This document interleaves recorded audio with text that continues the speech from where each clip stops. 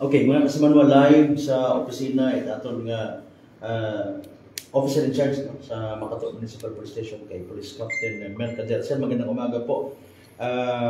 Mangungumusta kami siya sa investigation ng ating Makato MPS sa nangyaring aksidente kahapon. Based po sa inyong investigation, ano ba talaga yung totoong nangyari between the tricycle and the itong kotse, sir? Okay, first of all, outpatient na. Okay. Bali, mayroon tayong isang na ICU kagabi.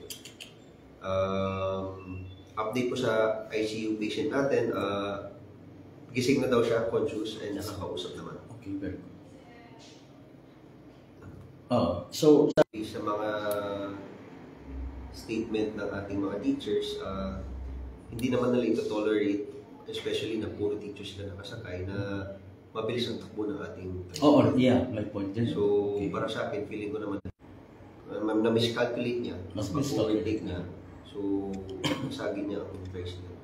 So, at the time, wala naman siya nakasalubong na posibleng nag-trigger ng kanyang pagka-confuse. Miscalculate hindi rin natin masasabi kasi wala tayong yung area, nakuha na yung kotse sa area, no? Nakuha ng kotse sa area. Sa ngayon, nagpunta ang ating investigator kasama ang driver.